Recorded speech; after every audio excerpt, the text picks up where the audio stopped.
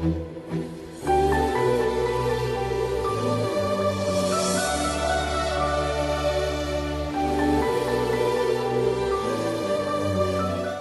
Guys, നമ്മുടെ YouTube ചാനലിലെ മറ്റൊരു വീഡിയോയിലേക്ക് എല്ലാവർക്കും സ്വാഗതം. എൻ്റെ കസ്റ്റമേഴ്സിൻ്റെ കയ്യിൽ നിന്ന് കൂടുതലായിട്ടും വരുന്നൊരു ചോദ്യമാണ്, ഇപ്പോൾ ഒരു ബഡ്ജറ്റ് കാർസ് എടുക്കുകയാണെന്നുണ്ടെങ്കിൽ ഏതാണ് ഒരു ബെറ്റർ ഓപ്ഷൻ? ഓരോ അത്യാവശ്യം നമുക്ക് ബഡ്ജറ്റ് കാർസിനകത്ത് ഇപ്പോൾ സെഗ്മെൻറ്റിൽ അവൈലബിൾ ആയിട്ട് വരുന്നത് 3 ബ്രാൻഡുകളുടെയാണ്: ഹുണ്ടായി, മാരുതി ആൻഡ് റെനോൾട്ട്. അപ്പോൾ ഈ 3 ബ്രാൻഡുകളും അവർ നോക്കാൻ വരുമ്പോൾ തന്നെ അവർക്കൊരു കൺഫ്യൂഷനാണ്, ഏത് ബ്രാൻഡ് ചൂസ് ചെയ്യണം. ഓൾമോസ്റ്റ് എല്ലാവരും മാരുതി ചൂസ് ചെയ്യുമ്പോഴും അവരുടെ ഒരു മൈൻഡിൽ ഇതെന്ന് വെച്ച് കഴിഞ്ഞാൽ മാരുതി എന്നൊരു ബ്രാൻഡ് ജനമനസ്സിൽ ഇടം പിടിച്ചേക്കുന്ന ഒരു ഇമ്പാക്റ്റാണ്. കാരണം മൈലേജ് ഉണ്ട്, അത്യാവശ്യം റീസെയിൽ വാല്യൂ ഉണ്ട്. ഇതെല്ലാം കൊണ്ടാണ് അത്യാവശ്യം എല്ലാവരും മാരുതി തന്നെ ചൂസ് ചെയ്യാൻ കാരണം.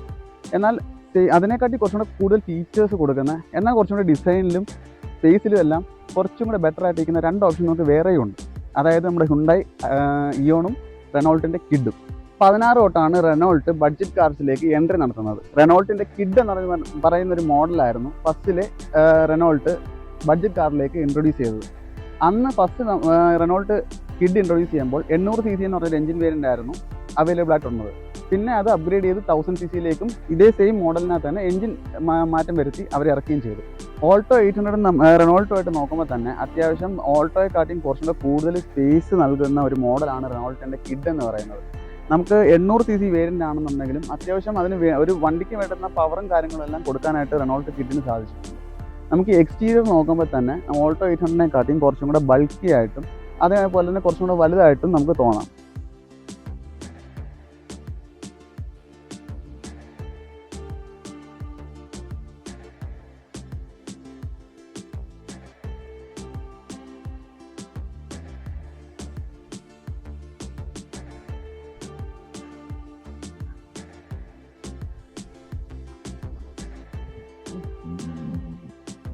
നമുക്ക് ഇൻറ്റീരിയർ നോക്കുമ്പോൾ തന്നെ കാണാം, ഓൾട്ടോ 800-നെക്കാട്ടി കുറച്ചും കൂടെ സ്പേഷ്യസ് ആയിട്ടൊരു ക്യാബിനാണ് നമുക്ക് റെനോൾട്ട് പ്രൊവൈഡ് ചെയ്തിരിക്കുന്നത്.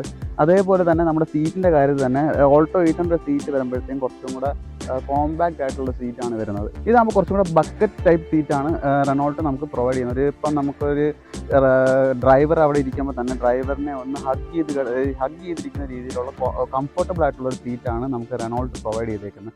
ബാക്ക് സീറ്റിൻ്റെ കാര്യം വരുമ്പോൾ തന്നെ അത്യാവശ്യം ലെഗ് റൂമും കാര്യങ്ങളും എല്ലാം റെനോൾട്ടിന് കിഡിനകത്ത് പ്രൊവൈഡ് ചെയ്യാൻ സാധിച്ചിട്ടുണ്ട്. ബൂട്ട് സ്പേസിൻ്റെ കാര്യമാണെങ്കിൽ അത്യാവശ്യം നമുക്ക് ഓൾട്ടോ 800-നെക്കാട്ടിയും കുറച്ചും കൂടെ കൂടുതൽ ബൂട്ട് സ്പേസ് റെനോൾട്ട് പ്രൊവൈഡ് ചെയ്തിട്ടുണ്ട്. എഞ്ചിൻ സ്പെക്സ് ഒക്കെ ഇതാണ്. 1000 cc വണ്ടി, 800 cc എഞ്ചിനും ഉണ്ട്. അതിനകത്ത് മൈലേജൊക്കെ ആവറേജ് 18-16 നമുക്ക് ഈ എഞ്ചിനകത്ത് കിട്ടുന്നത്. ടാങ്ക് കപ്പാസിറ്റി വരുമ്പോഴത്തേക്ക് ഒരു 28 ലിറ്ററാണ് ടാങ്ക് കപ്പാസിറ്റി കിഡിന് വരുന്നത്. അപ്പോൾ ഓൾട്ടോ 800-ഉം കിഡുമായിട്ടുള്ളൊരു കമ്പാരിസൺ നിങ്ങൾക്ക് മനസ്സിലായി കാണുമല്ലോ അല്ലേ? നമുക്ക് വ്യത്യാസം എന്ന് പറയാനായിട്ട് ഇത്രയും ഡിസൈൻ ഫീച്ചേഴ്സും സ്പെക്കും ആയിട്ടാണ് ഒരു വ്യത്യാസം വരുന്നത് നമുക്ക് ഓൾട്ടോ 800 കമ്പയർ ചെയ്യുമ്പോൾ. അതായത് ഒരു ബഡ്ജറ്റ് ഫ്രണ്ട്ലി കാറാണ് നിങ്ങൾ നോക്കുന്നതെങ്കിൽ ഓൾട്ടോ 800 നോക്കുമ്പോഴത്തേക്കും റീസെയിൽ വാല്യൂ മാർക്കറ്റിൽ കൂടുതലായിട്ട് നിൽക്കുന്നതുകൊണ്ട് തന്നെ നിങ്ങൾക്ക് അത്രയും നിങ്ങൾ കൊടുക്കുന്ന എമൗണ്ടിന് വെർത്ത് ആയിട്ടുള്ള ഒരു ഫീച്ചേഴ്സ് കിട്ടത്തില്ല. പക്ഷേ മൈലേജ് വൈസ് നോക്കുകയാണെന്നുണ്ടെങ്കിൽ ഓൾട്ടോ 800-നെ കമ്പയർ ചെയ്യാനായിട്ട് നമുക്ക് ഒരിക്കലും ഇതിനെ പറ്റത്തില്ല. കാരണം റെനോൾട്ട് വരുമ്പോഴത്തേക്കും നമുക്ക് സിറ്റി റൈഡ് വരുമ്പോഴത്തേക്കും ഏറെക്കുറെ ഒരു 15-14 വരെ നോക്കിയാൽ മതി. പക്ഷേ ഒരു ഓൾട്ടോ 800 ആകുമ്പോഴത്തേക്കും മൈലേജ് വൈസിൻ്റെ കാര്യത്തിൽ നോക്കുകയാണെന്നുണ്ടെങ്കിൽ നിങ്ങൾക്ക് എറൗണ്ട് ഒരു 18 ആ റേഞ്ചൊക്കെ നമുക്ക് മൈലേജ് കിട്ടും.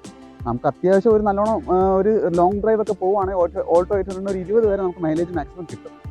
പക്ഷേ പറഞ്ഞ പോലെ തന്നെ മൈലേജ് വൈസ് നോക്കുകയാണെന്നുണ്ടെങ്കിൽ നിങ്ങൾക്ക് ഓൾട്ടോ 800 ആണ് ഒരു ബെറ്റർ ഓപ്ഷനായിട്ട് വരുന്നത് ബഡ്ജറ്റ് കാർസിനകത്ത്. പക്ഷേ അത്യാവശ്യം സ്പേസാണ്, ഫീച്ചേഴ്സാണ് നിങ്ങൾ ഫോക്കസ് ചെയ്യുന്നതെന്നുണ്ടെങ്കിൽ അടുത്തൊരു ഓപ്ഷനായിട്ട് നിങ്ങൾക്ക് കിഡിനെ ചൂസ് ചെയ്യാവുന്നതാണ്. നമ്മുടെ ഓൾട്ടോ 800 അടുത്തൊരു കോമ്പീറ്റായിട്ട് നിൽക്കുന്ന ഒരു മോഡലാണ് ഹുണ്ടായുടെ ഇയോൺ എന്ന് പറഞ്ഞൊരു മോഡൽ. ഫസ്റ്റ് നമുക്കൊരു 2012 തൊട്ട് ഇൻട്രൊഡ്യൂസ് ചെയ്തതാണ് ഹുണ്ടായി ബഡ്ജറ്റ് കാറിൽ ഇയോൺ എന്ന് പറഞ്ഞ ഈ മോഡൽ. അത്യാവശ്യം ഇതിനും ഡിസൈൻ വൈസ് നോക്കുകയാണെന്നുണ്ടെങ്കിൽ ഓൾട്ടോ 800-നെക്കാട്ടിയും കുറച്ചുകൂടി ഫ്യൂച്ചറിസ്റ്റിക്കും സ്ലീക്കും ആയിട്ടുള്ള ഡിസൈനാണ് ഹുണ്ടായി നമുക്ക് ഇയോണിനകത്ത് പ്രൊവൈഡ് ചെയ്തിരിക്കുന്നത്. അതിൻ്റെ എയറോഡൈനമിക് ആയിട്ടുള്ള ഇതും പിന്നെ കർവ്സും കാര്യങ്ങളും എല്ലാം അഡീഷണൽ ആയിട്ട് ഹുണ്ടായി ചെയ്തിട്ടുണ്ട്. അതുകൊണ്ട് തന്നെ ഒരു സ്പോർട്ടി ലുക്ക്, അതായത് ഓൾട്ടോ 800-നെക്കാട്ടി കുറച്ചുകൂടി സ്പോർട്ടി ലുക്ക് നമുക്ക് ഇയോണിനകത്ത് കിട്ടും. ഇന്ത്യയിൽ നോക്കുമ്പോൾ തന്നെ നമുക്ക് ഓൾട്ടോ 800-നെക്കാട്ടിയും കുറച്ചും കൂടെ ഒരു ഫ്യൂച്ചറിസ്റ്റിക് ആയിട്ടുള്ള ഒരു ഡിസൈനാണ് ഹുണ്ടായി ഇയോണിനകത്ത് കൊടുത്തിരിക്കുന്നത്. സീറ്റിൻ്റെ കാര്യമാണെങ്കിൽ ബക്കറ്റ് സീറ്റും കാര്യങ്ങളാണ് ഇതിനകത്തും ഹുണ്ടായി ഇതിനകത്തും നമുക്ക് അവൈലബിൾ ആയിട്ട് വരുന്നത്. പിന്നെ അതുപോലെ തന്നെ ഡുവൽ ടോൺ ഇൻറ്റീരിയേഴ്സ് ആണ് നമുക്ക് ഹുണ്ടായിൽ ഇയോണിനകത്ത് അവൈലബിൾ ആയിട്ട് വരുന്നത്. നമുക്ക് ബാക്ക് സീറ്റ് നോക്കുമ്പോൾ തന്നെ ഓൾട്ടോ 800-ൻ്റെ അതേ ഒരു സെയിം ലെഗ് സ്പേസും കാര്യങ്ങളും കിട്ടുന്ന ഒരു മോഡലാണ് ഹ്യുണ്ടായിയുടേത്. ടോൾ ബോയ് ഡിസൈൻ ആണെന്ന് മാത്രമേ ഉള്ളൂ. പക്ഷേ അതേ ഒരു സെയിം നമുക്കൊരു 4 പേർക്ക് അഡ്ജസ്റ്റ് ചെയ്ത് പോകാൻ പറ്റുന്നൊരു മോഡലാണ്. കറക്റ്റ് ഒരു 4 പേർക്ക് പോകാൻ പറ്റുന്ന ഒരു വെഹിക്കിളാണ് ഹ്യുണ്ടായി. CC 800 CCയും 2 ടൈപ്പ് എഞ്ചിൻ വരുന്നുണ്ട്. ഒരു 15-18 വരെ മൈലേജ് നമുക്ക് ആവറേജ് കിട്ടും. പിന്നെ ടാങ്ക് കപ്പാസിറ്റി വരുമ്പോഴേക്കും 32 ലിറ്ററാണ് ഇതിൻ്റെ ടാങ്ക് കപ്പാസിറ്റി വരുന്നത്. 2012 തൊട്ട് 18 വരെയാണ് ഹ്യുണ്ടായുടെ ഇയോണിൻ്റെ പ്രൊഡക്ഷൻ ഉണ്ടായിരുന്നത്. അത്യാവശ്യം പോപ്പുലാരിറ്റി നേടിയ ഒരു മോഡലാണ് ബഡ്ജറ്റ് കാർസിനകത്ത് ഹ്യുണ്ടായി ഇയോൺ. ഓൾട്ടോ 800നെ കാട്ടി നമുക്ക് അതിനകത്ത് കമ്പയർ ചെയ്യുമ്പോഴത്തേക്കും ഡിസൈൻ വൈസും അതിനകത്ത് ഫീച്ചർ വൈസും ഏറ്റവും കൂടുതൽ നമുക്ക് ഇതിനകത്ത് ഇയോണിനകത്താണ് കാണുന്നത്. ഓൾട്ടോയ്ക്കകത്ത് ഏകദേശം ഒരു 2 വേരിയൻ്റാണ് ഓൾട്ടോയ്ക്കകത്ത് ആക്ച്വലി വരുന്നത്. അതായത് ജസ്റ്റ് ഒരു LXIയും ഒരു VXI ആണ് വരുന്നത്. പക്ഷേ നമുക്ക് ഈ ഹ്യുണ്ടായിനകത്ത് വരുമ്പോഴത്തേക്കും പല വേരിയൻസ് അവൈലബിൾ ആണ്. ഡിലൈറ്റ് തൊട്ട് നമുക്കൊരു സ്പോർട്സ് പ്ലസ് വരെ നമുക്ക് അവൈലബിൾ ആയിട്ട് വരുന്ന ഒരു മോഡലാണ് ഹ്യുണ്ടായുടെ ഇയോൺ. അപ്പോൾ നമുക്കൊരു ഓൾട്ടോ 800ഉം നമുക്ക് ഇയോണും നിങ്ങൾക്ക് ചോയ്സ് ആയിട്ട് എടുക്കണമെന്നുണ്ടെങ്കിൽ വീണ്ടും അതന്നെ പറയുന്നത്, ഫീച്ചർ വൈസ് നോക്കുകയാണെന്നുണ്ടെങ്കിൽ നിങ്ങൾക്ക് ഓൾട്ടോ 800നെക്കാട്ടിയും മണി ആയിട്ട്, അതായത് നിങ്ങളുടെ പൈസയ്ക്ക് വെർത്തി ആയിട്ടുള്ള ഒരു മോഡലാണ് ഹ്യുണ്ടായുടെ ഇയോൺ. കാരണം നിങ്ങൾക്ക് ഒരുപാട് വേരിയൻസ് ഒരുപാട് ഉണ്ടായതുകൊണ്ട് തന്നെ അത്യാവശ്യം നിങ്ങൾക്ക് എത്ര രൂപ ബഡ്ജറ്റ് ഉണ്ടോ അത്രയും ബഡ്ജറ്റിലുള്ള ഒരു കുറച്ചും കൂടെ ഫീച്ചറുള്ള, ഓൾട്ടോയെക്കാട്ടിയും കുറച്ചും കൂടെ ഫീച്ചേഴ്സ് ഉള്ള ഒരു മോഡൽ, അതിനെക്കാട്ടി കുറച്ചും കൂടെ ഡിസൈൻ വൈസ് ബെറ്റർ ആയിട്ടുള്ള ഒരു മോഡൽ നമുക്ക് എടുക്കാൻ പറ്റും.